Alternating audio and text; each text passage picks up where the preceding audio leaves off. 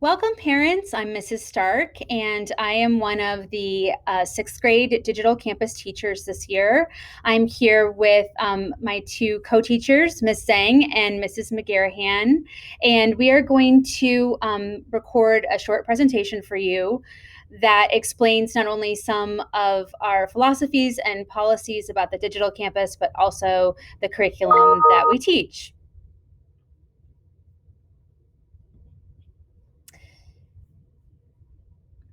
All right, so our general philosophy in sixth grade on the digital campus and also on campus is that sixth grade is a year for growth, change, and transition. I'm sure that you see this at home as well. Our primary focus is on developing the whole child, so not just your child's academic interests, but their personal or extracurricular interests as well.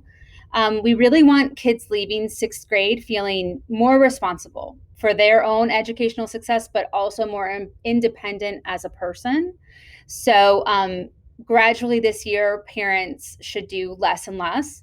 And although you might want to remain involved in your child's educational pursuits, they should definitely be taking more independence for what they're working on. Sixth graders are considered the leaders of our lower school, and that's a little bit different than some other sixth grades where they're typically the youngest in a middle school. Here, they're the oldest in our lower school.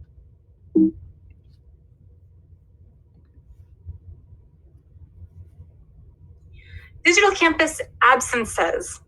Please, if your student does need to be absent, just like if they were on the main campus, that you do still need to report their absences by emailing attendance-ls@lhps.org. When content is taught, recordings of the live Zoom classes will be posted. We'll always post those Zooms up on Canvas so that your students are able to go back and revisit that information, whether they were absent or whether they just wanted to review that information. It's always going to be posted up there for you to access. The weekly agendas are linked on every teacher's Canvas homepage. This is the first place that students should go for what was done in class and to find out what is due for that week and the upcoming week. About me. I'll let you go ahead and read that page at your leisure. A little bit about me further.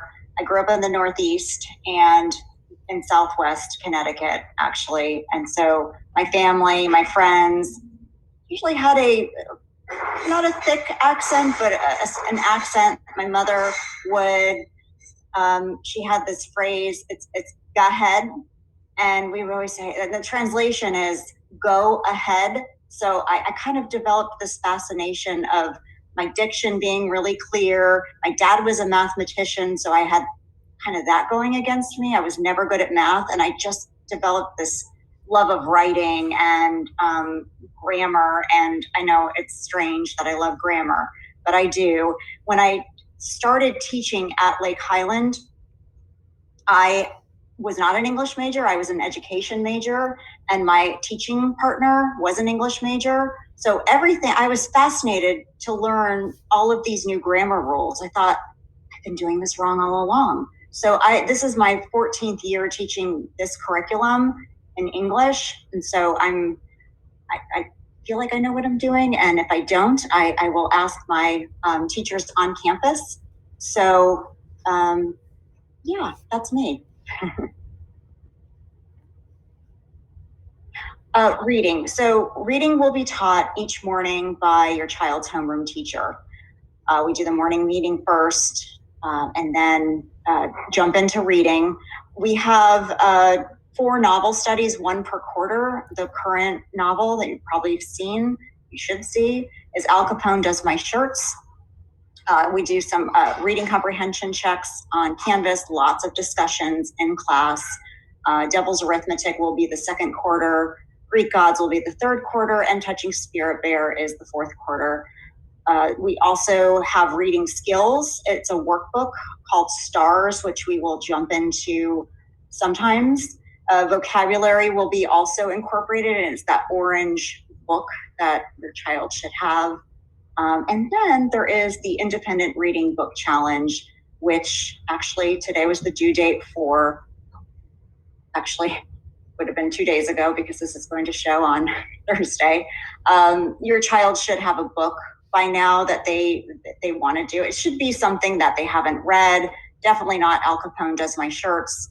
And the Independent Reading Book Challenge is posted on Canvas and is due in October. And the date is not in my head right now, but it is also on Canvas.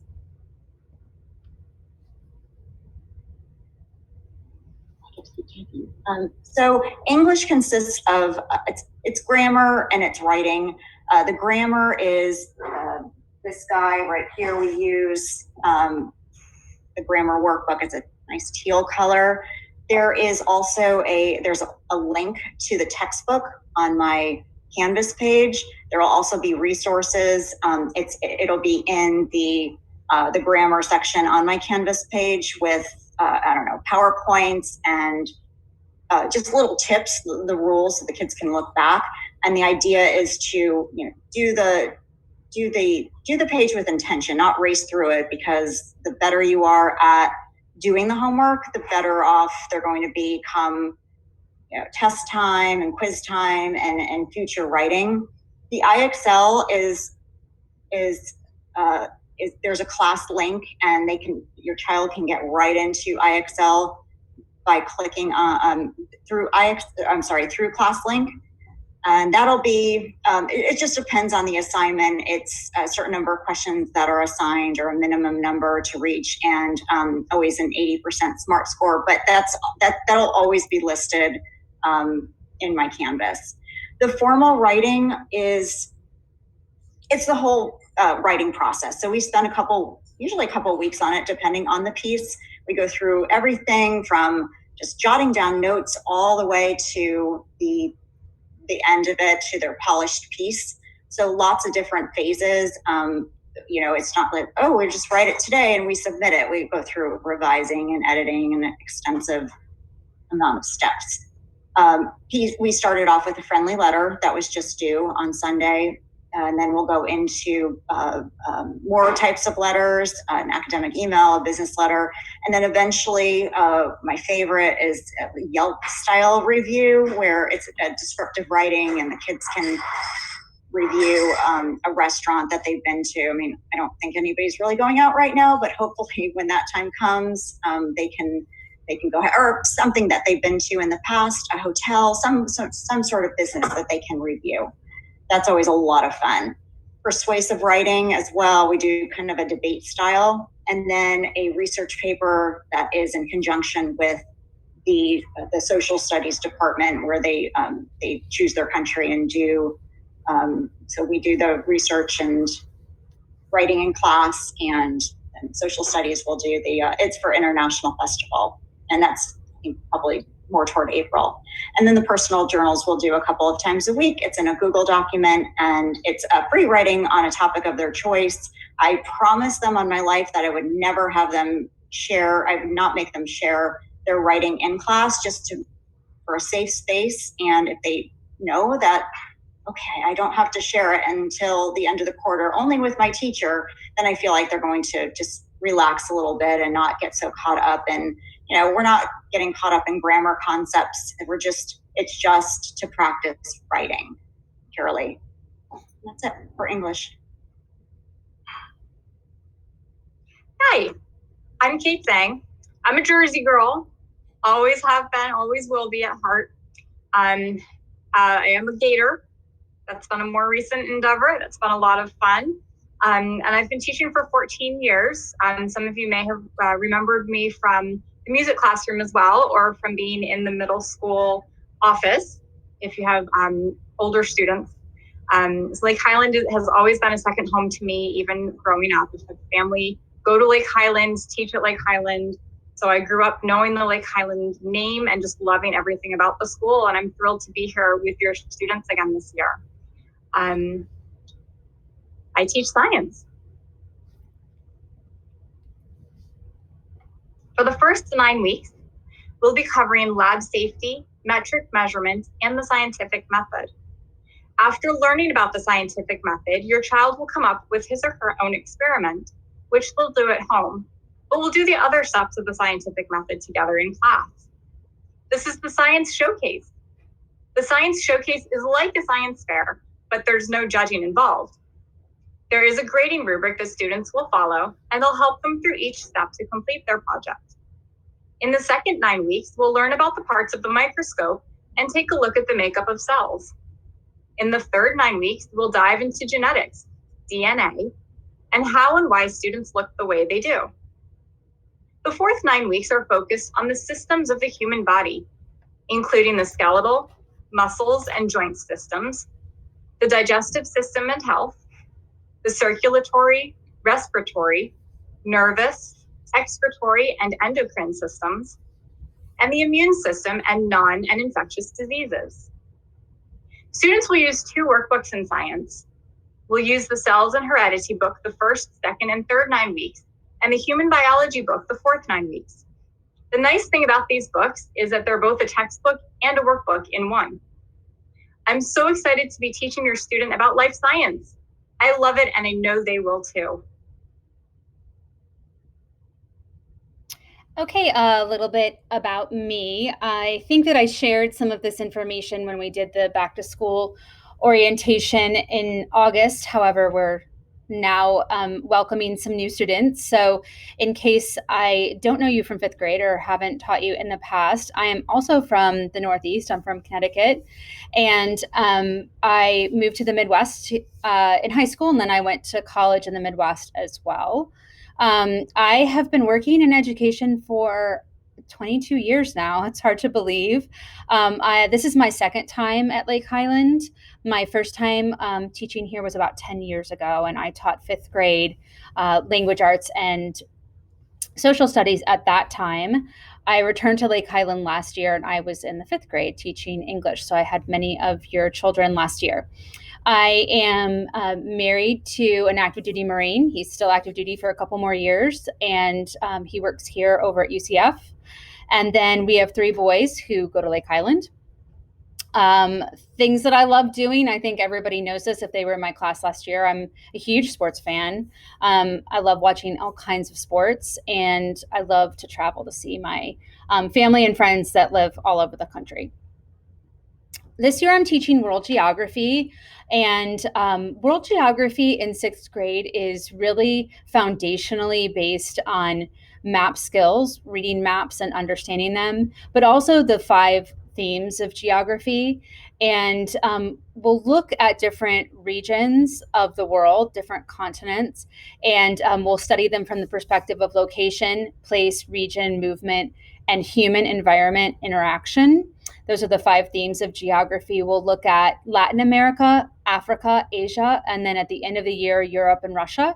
Right now, we're working on just a map skills unit to have a good foundational base from which to move forward in geography using those map skills throughout the year. A highlight of the 6th grade year, for those of you that have had older children go through this grade level, is of course the International Festival. And the International Festival is held in April. Each student selects a country and really dives into that country, studying everything about it. And we have a festival here at school representing each country. Parents usually get involved, and children dress in the fashion of the country that they've chosen and bring in something to eat that reflects that culture as well. So it's a really fun day. As far as grading is concerned, and this is throughout the grade level, we use total points.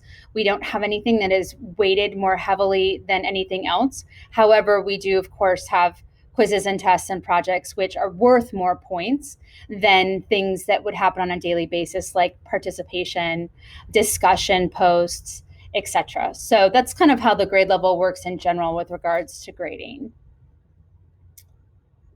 Miss Sang, do you want to do math? Absolutely. Your student is in one of 3 math classes taught by digital teachers as well. They teach on the main campus, and they're also part of our digital campus community. Math 6 is taught by Mrs. Barbet. Accelerated Math 6 is with Miss Cook. And pre-algebra is with Miss Headley. If you have any questions regarding the math curriculum, or if you see an assignment that you have a question about, or anything to do with math, please feel free to contact your student's math teacher directly, and they'll be able to get back to you. So finally, the best way to reach us truly is by email. Ms. Zhang and I both work from home. You'll notice dogs barking in the background, cats meowing, ice makers happening. So email us. That's the very, very best way. And same with Mrs. Stark. She's in the building, but we'll get alerted right away. And you might not hear from us just because of the nature of our workday. You might not hear from us. Don't panic. We will get back to you as soon as we possibly can. Okay, and finally, to wrap up, we just wanted to go over a couple of things with regards to the digital campus specifically. So this slide is really applying to you as digital campus families and parents. We went over this in the orientation, but I'd like to remind you, please remember that not every single thing we do on the digital campus can be innovative. We're duplicating and we're replicating as closely as possible the activities that are happening for on-campus sixth graders. And sometimes those activities involve independent work. So there will be times where we're not actively teaching on Zoom for every moment of a class period. And I'd like you to just please consider that from the perspective of these are sixth graders and we want them to be independent. We want to be there to answer their questions, but we aren't necessarily going to be trying every new and innovative technology product that's there. This is a new process for all of us, and we're trying to exhibit as much grace as possible with your kids and with ourselves and with each other. We're always available to meet with you over Zoom or to discuss over email or on occasion over the phone if Zoom is not available. I know that we've already met with many of you, and that will be a regular component of what we do. However, you are welcome at any point in time to reach out and schedule an appointment with us. As you know, the commitment to the digital campus is through the end of the first semester only. Lake Highland leadership will reach out to you in November with details regarding your interest in possibly pursuing a second semester of the digital campus for your sixth grader. All of that information will be coming, as I said, later in November. If you have any questions about that before November, please reach out directly to Dr. Susan Keogh or to Mrs. Karen Arand. Finally, and I touched on this before, and we touch on this with the kids all the time, be patient with your child, with yourself, with your family members, with all of us. This process is new, and we've come so far in the past 3 weeks. The kids are really working hard. They're doing a great job, and all three of us are so thrilled to be working together and with your kids. If you have any questions, please feel free to contact us at any time. We look forward to talking to you, and we look forward to working with you further. Have a nice evening.